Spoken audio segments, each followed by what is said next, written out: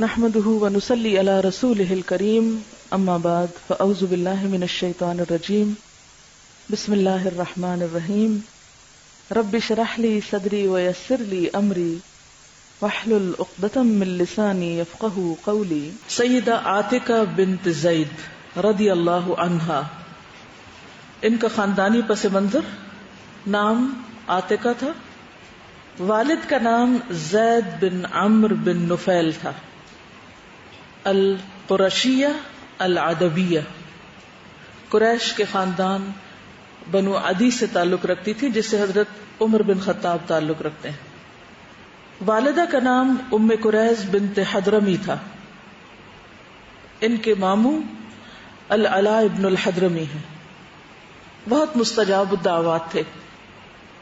ان کے بارے میں اگر آپ پڑھیں تو پتہ چلے گا، حضرت ابو ہریرہ سے روایات ہیں کہ کس طرح مختلف مواقع پر ان کی دعائیں قبول ہوئیں۔ ان کی خالہ صعبہ تھی، صعبہ بنت الحضرمی، ٹھیک ہے۔ ان کے بیٹے تھے طلحہ بن عبید اللہ، وہ عشرہ مبشرہ میں سے تھے۔ عشرہ مبشرہ وہ 10 صحابہ ہیں، وہ 10 لوگ ہیں جن کے بارے میں نبی صلی اللہ علیہ وسلم نے دنیا میں ہی جنت کی بشارت دی تھی۔ تو طلحہ بن عبید اللہ ان میں سے، اور یہ ایک طرح سے ان کے خالہ زاد ہیں۔ ان کے بھائی سعید بن زید ہیں، اور سعید بن زید کے بارے میں آپ جانتے ہیں کہ وہ حضرت عمر کے بہنوئی تھے، ان کی بہن فاطمہ کے شوہر۔ حضرت عمر کے اسلام لانے کے واقعے میں ان کا ذکر ملتا ہے۔ اس کے علاوہ بھی یہ اپنے بارے میں کہتے ہیں کہ ایک وقت تھا کہ جب عمر مجھے اسلام لانے کی وجہ سے رسیوں میں باندھ دیتے تھے۔ یہ روایت ہے صحیح بخاری کی۔ قیس کہتے ہیں کہ میں نے کوفہ کی مسجد میں سعید بن زید بن عمرو بن نفیل رضی اللہ عنہ سے سنا، وہ کہہ رہے تھے کہ ایک وقت تھا جب عمر رضی اللہ عنہ نے اسلام لانے سے پہلے مجھے اس وجہ سے باندھ رکھا تھا کہ میں نے اسلام کیوں قبول کیا ہے۔ تو یہ ان کے بھائی تھے۔ ان کے بھائی سعید بن زید جو ہیں، یہ بھی بہت نیک صحابہ میں سے ہیں اور عشرہ مبشرہ میں سے ہیں۔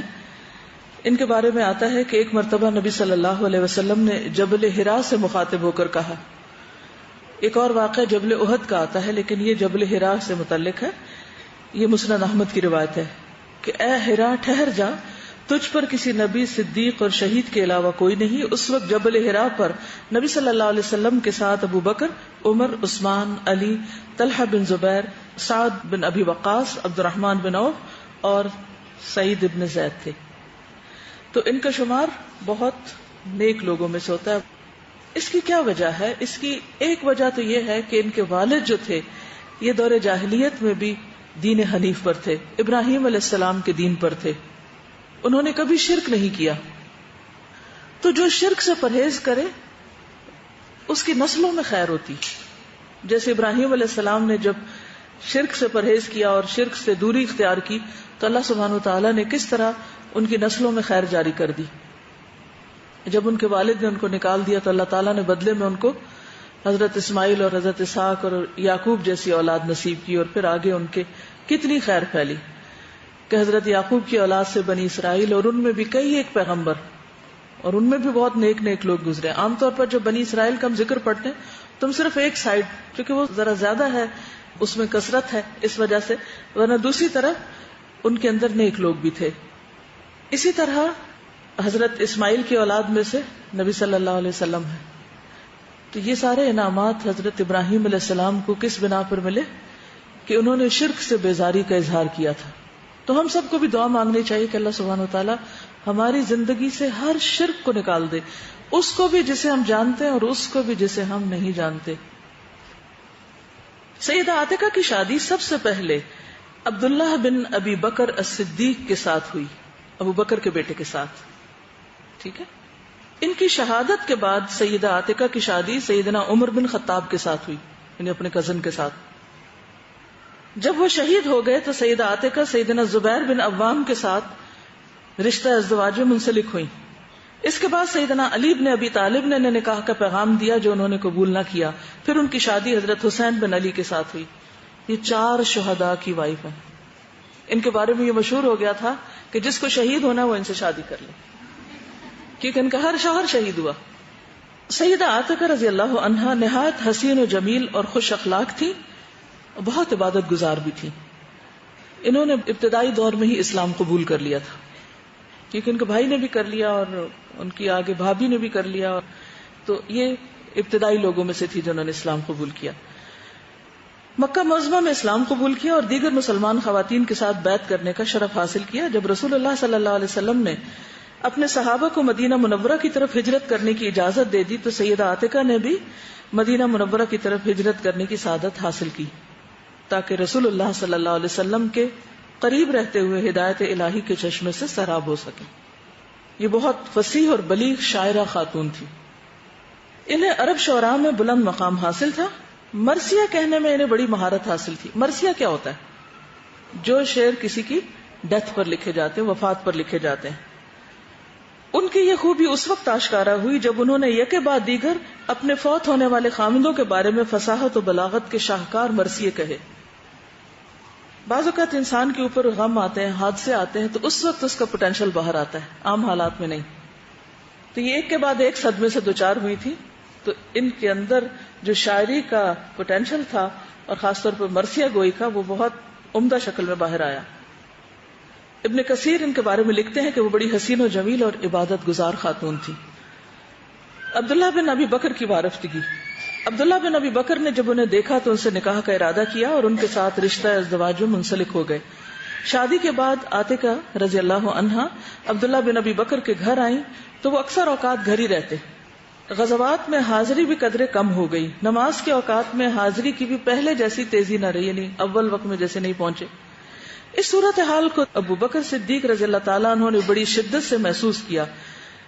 جب ابو بکر صدیق کو اپنے بیٹے کے بارے میں پتا چلا کہ وہ اپنی بیوی کی محبت کی وجہ سے تساہل کا شکار ہے تو انہیں دینی لحاظ سے خطرہ محسوس ہوا اور انہوں نے فیصلہ کیا کہ دونوں میں جدائی کر دی جائے.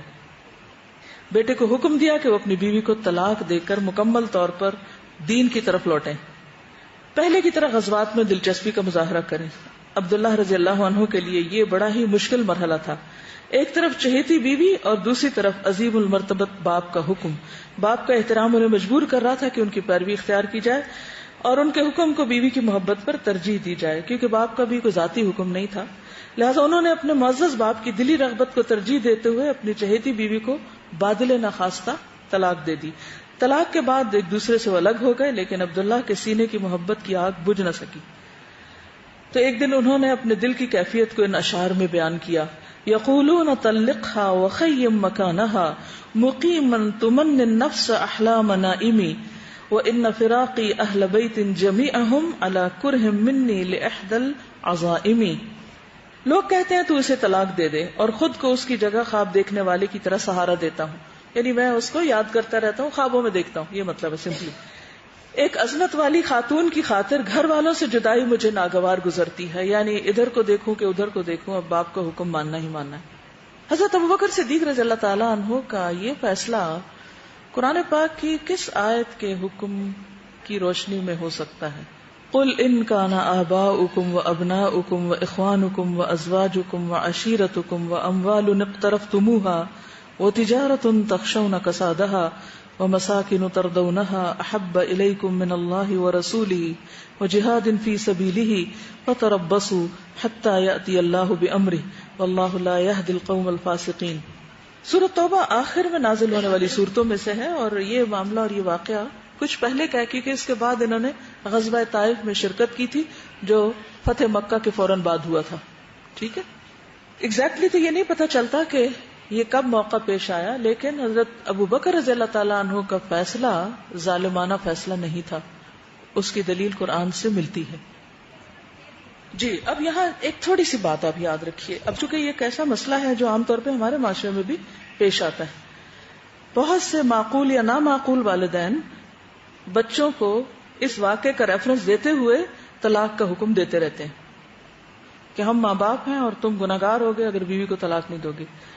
یہاں ایک بات ضرور دیکھی جائے گی کہ کیا والدین کے اندر حضرت ابوبکر جیسا تقویٰ بھی ہے؟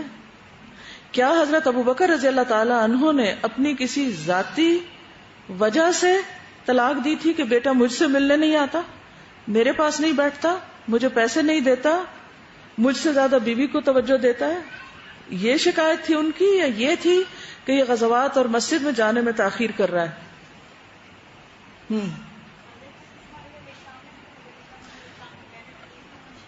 حضرت ابراہیم علیہ السلام نے بھی جب حضرت اسماعیل کی اہلیہ کو یہ میسج دیا تھا کہ جب شوہر آئے تو کہہ دینا کہ اپنی چوکھٹ بدل دو، تو انہوں نے بدل دی تھی.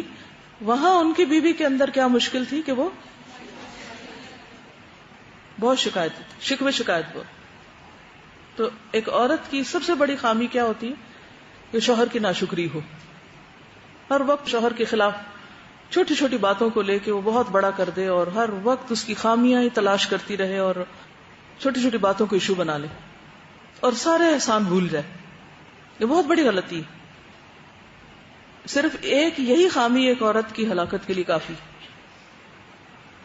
یہاں میرا سوال جو تھا وہ، کیونکہ یہ ایشو کے طور پر آپ کے سامنے لائی جائے گی یہ بات کہ دیکھیں جی اسلام عورتوں کے حقوق کا خیال نہیں کرتا اور وہ مردوں کو اس بات کی اجازت دیتا ہے کہ وہ جب چاہیں اپنے بچوں کو حکم دیں کہ ہم راضی نہیں جب تک تم اپنی بیوی کو طلاق نہ دے دو.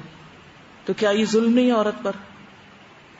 تو وہ کون سا موقع ہو سکتا ہے، وہ کون سی وجہ ہو سکتی ہے، یا ایسی چھوٹی چھوٹی باتوں پہ ناراض ہو کر اور چھوٹی چھوٹی چیزوں کو ایشو بنا کر اور ایک جذباتیت کے ساتھ گھروں کے اندر فساد ڈالنا اور یہ ہر وقت حق جتاتے رہنا کہ چونکہ ہم ماں باپ ہیں اس لیے ہماری بات مانی جائے. تو یہ صرف ماں باپ ہونا کافی نہیں ہے اس کے لیے. ٹھیک ہے، جو مفتی ہوگا یا قاضی ہوگا وہ یہ بھی دیکھے گا کہ ماں باپ کے اپنے اندر کتنا تقویٰ اور خدا کا خوف ہے. ایک دفعہ کا واقعہ ہے، جب رات کی تاریکی چھا گئی تو عبداللہ بن ابی بکر اپنی چہیتی بیوی کی جدائی کے غم میں ڈوبے ہوئے درد بھرے انداز میں یہ اشعار کہنے لگے: اعاتق لا انساکی ما ذر شارق وما ناح قمری الحمام المطوق. اعاتق، یہ عاتقہ کو ہی عاتق کہا ہوا. اعاتق قلبی کل یوم ولیلۃ الیک بما تخفی النفوس معلق ولم ار مثلی طلق اليوم مثلها ولا مثلها فی غیر جرم تطلق. بغیر کسی جرم کے طلاق دی گئی. معنی لها خلق جزل ورأی ومنصب وخلق سوی فی الحیاء ومصدق. اے عاتقہ، جب تک باد صبا چلتی ہے اور گلے میں پڑی گانی ہار والی فاختہ نوحہ گناہ ہے، میں تجھے نہیں بھول سکتا. اے عاتقہ، جب تک مسافروں کے قافلے کوچ کا ارادہ رکھتے ہوں اور آسمان پر ستارے روشن ہوں، یعنی رات کے پچھلے پہر میں قافلے نکلتے ہیں نا، تو اس لیے ان کا ذکر ہو رہا ہے. میں تجھے نہیں بھول سکتا، یعنی ساری رات میں تجھے یاد کرتا ہوں، یہ مطلب. اے عاتقہ، میرا دل ہر دن ہر رات تیری طرف معلق رہتا ہے. میں نے آج تک اپنے جیسا کوئی نہیں دیکھا جس نے اس جیسی کو طلاق دی ہو. یعنی ہماری بہت مثالی جوڑی تھی، یہ مطلب. اور نہ اس جیسی دیکھی، یعنی عاتقہ جیسی، جسے بغیر جرم کے طلاق دی گئی ہو. اس کی اچھی عادت اور عمدہ رائے اور اچھی سیرت تھی، وہ سچ بولنے والی تھی. یہ ایک شوہر کی گواہی ہے اپنی متعلقہ بیوی کے لیے. رات کے سناٹے میں سیدنا ابو بکر تہجد ادا کرنے کے لیے گھر کی چھت پر چڑھے. جب انہوں نے اپنے بیٹے عبداللہ کی زبان سے یہ اشعار سنے تو ان کے دل میں رقت پیدا ہو گئی. انہوں نے اپنے بیٹے کو پیار بھرے انداز میں دیکھا اور اسے اپنی بیوی سے رجوع کرنے کی اجازت دے دی، کیونکہ کوئی انا کا مسئلہ تو تھا نہیں. جب عبداللہ نے اپنے عظیم باپ کی بات سنی تو اسی وقت بآواز بلند پکار کر کہا: ابا جان گواہ ہے نا، میں نے رجوع کر لیا. یعنی انہوں نے دیر نہیں لگائی اور فوراً رجوع کر لیا. انہوں نے انتہائی خوشی سے اپنے غلام ایمن کو آواز دے کر کہا: جاؤ، تم میری طرف سے آزاد ہو. یعنی شکرانے میں صدقہ کیا. پھر وہ بھرپور مسرت اور شادمانی کا اظہار کرتے ہوئے اپنی بیوی عاتقہ کو رجوع کی بشارت دینے کے لیے روانہ ہوئے اور اس موقع پر یہ اشعار کہے: اعاتق قد طلقت فی ریبۃ ورجعت للامر الذی هو کائن کذلک امر اللہ غاد ورائح علی الناس فیہ الفت وتباین وما زال قلبی للتفرق طائرا وقلبی لما قد قرب اللہ ساکن لیہنک انی لا ارا فیہ سخطتا وانک قد تمت علیک المحاسن وانک ممن زین اللہ وجہہ ولیس لوجہ زانہ اللہ شائن. اے عاتقہ، تو طلاق دی گئی شک کی بنیاد پر. یعنی ایک مس انڈرسٹینڈنگ تھی کہ تم وجہ ہو میرے دین میں پیچھے رہنے کی، حالانکہ قصور تو اپنا ہی ہوتا ہے نا انسان کا. تو یہ بھی کتنی بڑے دل کی بات ہے. اور تجھ سے رجوع کیا گیا ایک ایسے کام کے لیے جو لوگوں پر واقع ہونے والا ہے. اس میں پیار بھی ہے اور جدائی بھی. میرا دل جدائی میں ہمیشہ اڑتا ہے، اور میرا دل جو اللہ نے قریب کر دیا ٹھہر گیا ہے تیری نرم گوئی کی وجہ سے. میں تجھ میں ناراضگی کے آثار نہیں دیکھ پاتا. یعنی میری طلاق اور پھر میرے اس رجوع میں تمہارے اندر بھی کوئی انا نہیں. یہ آپ دیکھیے کہ انڈرسٹینڈنگ کی ایک حد ہے نا، اور کتنا حسن ظن ہے. دیکھیے اچھے تعلقات کی بنیاد حسن ظن پر ہی ہوتی ہے. تجھ پر حسن و جمال کا پرتو ہے. تو ان لوگوں میں سے ہے جن کے معاملات اللہ نے سلجھا دیے اور جن کو اللہ نے آراستہ اور مزین کر دیا. انہیں کوئی ذلیل کرنے والا نہیں. وَلَيْسَ لِوَجْهٍ زَانَهُ اللَّهُ، جس چہرے کو اللہ زینت رونق بخشے اس کے لیے کوئی نہیں شائن جو اسے میلا کر سکے، یعنی اسے کو بدنام کر سکے. سیدنا عبداللہ نے اپنی بیوی کے ساتھ شدید قلبی تعلق کی بنا پر ایک باغ ان کو اس شرط پر تحفے میں دیا کہ وہ اس کی وفات کے بعد کسی شخص سے شادی نہیں کرے گی، یعنی اپنے اخراجات اس باغ سے پوری کرتی رہیں گی. دونوں میاں بیوی نے بڑے ہی خوشگوار انداز میں زندگی بسر کی اور دونوں نے بڑی سعادت مندی سے اپنی زندگی کے ہر لمحے کو پرمسرت انداز میں گزارا. دیکھیے خوش ہونا، خوش رہنا، یہ بھی ایک ڈھنگ ہے یا فن ہے زندگی کا.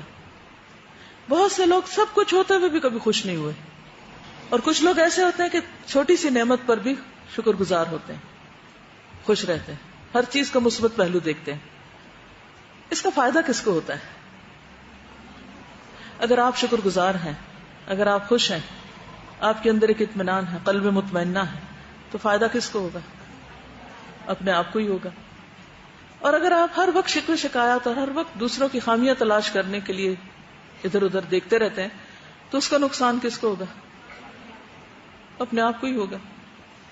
بہت سے لوگ جو اپنی ازدواجی زندگی میں زہر گھولے رکھتے ہیں صرف اپنی انہی منفی عادتوں کی وجہ سے، کہ دوسرے فریق کی اچھائی کو نہیں دیکھتے، دیکھ پاتے ہی نہیں، کبھی شکر گزاری کے کلمات ادا نہیں کرتے، کبھی تعریف نہیں کرتے. نتیجہ کیا ہوتا ہے؟ خود بھی جلتے کوٹتے رہتے ہیں، دوسرا فریق بھی جلتا کوٹتا رہتا ہے، اور دونوں اس بات کے انتظار میں رہتے ہیں کہ دوسرا پہل کرے. آپ کو پہل کرنے سے کون سی بات روکتی؟ کسی بھی شخص سے جو ناراضگی ہو، آپ کو پہل کرنے سے کون سی بات روکتی؟ انا. تو انا کیا ہے پھر؟ کیا ہے انا؟ جنت میں لے جانے والی چیز ہے انا؟ نہیں. صرف ایک کڑوا گھونٹ بھرنا ہوتا ہے اور اس کے بعد اللہ تعالیٰ شفا دے دیتے ہیں. جو خیر چاہتا ہے، جو حسن ظن رکھتا ہے، جو اللہ کے وعدوں پر یقین رکھتا ہے، جو آخرت کی نعمتوں پر یقین رکھتا ہے، اس کے لیے پھر دنیا کا بھاری بڑے سے بڑا فیصلہ بھی بڑا نہیں رہتا، آسان ہو جاتا ہے. ایک چیز جو آپ سارے اس پچھلے واقعے میں دیکھتے ہیں کہ ہر جگہ اللہ کی ذات جو ہے وہ اوپر ہے. ایک بہت بڑی خوبی ہے نا. ہمیں کیوں کہا گیا کہ صحابہ کرام کے حالات پڑھیں، صحابیات کے؟ یہ وہ لوگ ہیں جن پر اللہ نے انعام کیا ہے، ان کی زندگی میں ہمارے لیے بہت رہنمائی ہے. اور سب سے بڑی چیز ان کی زندگی میں یہی آتی ہے کہ واقعی انہوں نے جو ایمان کا دعویٰ کیا اسے سچا کر دکھایا. یعنی طلاق دینے سے جو مقصد تھا کہ بیوی سے دور ہو کر دوسرے کاموں میں دل لگائے تو وہ تو پورا نہیں ہوا، تو پھر فیصلہ چینج کر لیا، کیونکہ ہر چیز ایک مقصد کے تحت ہے نا. کتنے فوکسڈ ہے نا. اس ساری علائشوں سے پاک ایک ہی غرض ہے. حضرت عبداللہ کو ان کی جدائی میں ان کی سیرت، ان کے کردار، ان کے اخلاق زیادہ یاد آ رہے ہیں، ان کی سچائی وغیرہ. تو اس کا مطلب ہے سیرت بہت میٹر کرتی ہے انسان کی، اور زیادہ ان کے حسن و جمال کی تعریف نہیں کر رہے وہ شعروں میں بھی. ایک اور بات یہ ہے کہ اگر ان کو محبت تھی تو انہوں نے ظاہر بھی کی. ہمارے ہاں کیا ہوتا ہے، محبت ہو بھی تو، یعنی شوہر کو بیوی سے، بیوی کو شوہر سے محبت ہو. میں کسی ناجائز محبت کی بات نہیں کر رہی یہاں، بی کیئرفل. یعنی شوہر کو بیوی یا بیوی کو شوہر سے محبت ہو تو عام طور پہ اظہار نہیں کرتے. کیوں؟ کیا سوچتے ہیں؟ وہ سمجھتے ہیں محبت کرنا شاید ویکنس ہے، اور اگر دوسرے کو پتا چل گیا ہماری ویکنس کا تو پھر وہ ہم سے ناجائز فائدہ اٹھائے گا. ابھی کس قسم کی محبت ہے؟ کیونکہ اس میں بھی خود غرضی ہے نا، پھر اپنی ذات کو بالا رکھنے کی بات ہے. حالانکہ محبت تو سراسر قربانی سکھاتی. ہمارے معاشرے میں بھی اس کو اچھا نہیں سمجھا جاتا. اگر کوئی شوہر بیوی سے محبت کا اظہار کرے تو لوگ اس کو ایکسپٹ نہیں کرتے، برا سمجھا جاتا ہے، اسے تانے دیے جاتے ہیں. سبحانک اللہم و بحمدک اشہد ان لا الہ الا انت استغفرک و اتوب الیک. السلام علیکم و رحمۃ اللہ وبرکاتہ. Mm-hmm.